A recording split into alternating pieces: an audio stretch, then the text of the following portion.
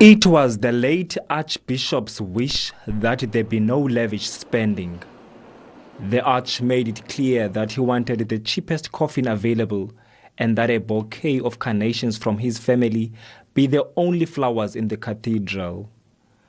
Anglican clergy served as pallbearers for the Arch.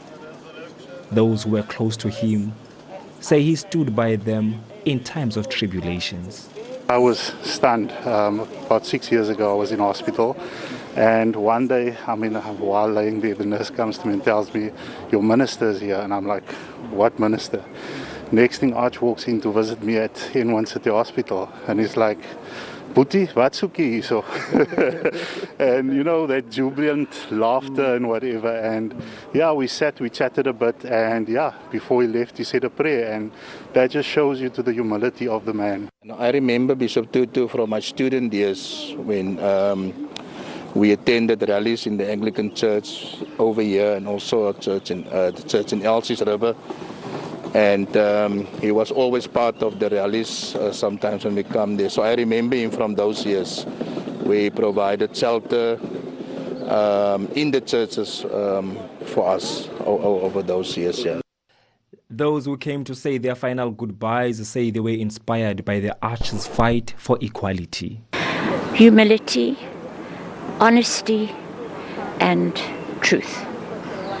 Yeah, he was a great man, and may his legacy live on in our lives. Remember when we were kids, Yasser Arafat and Desmond Tutu, they were our uncles, you know.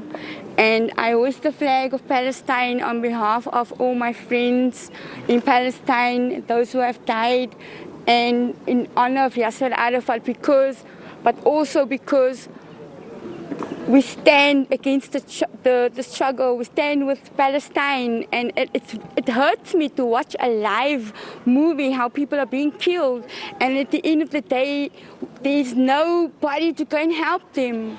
He lived by principles for human rights and for a just society, for all of us to have equality, and it's important that we carry on that to make sure that we live by those examples. The Arch's role as chairperson of the Truth and Reconciliation Commission has received mixed remarks. Some feel he opted for restorative justice instead of retribution, while others believe he did his best to build the new South Africa. The Human Rights Commission says government must honor the Arch by implementing the recommendations of the Commission. Sad to say is that in this country we have commission upon commission, like the Farnham Commission in terms of Marikana, we have the TRC Commission that have made recommendations, and if the government wants to honor the Arch, please implement the recommendations of the TRC. The clergy at the Anglican Church say he faithfully worked for a country of justice and mutual respect. Thule Joga, SABC News, Cape Town.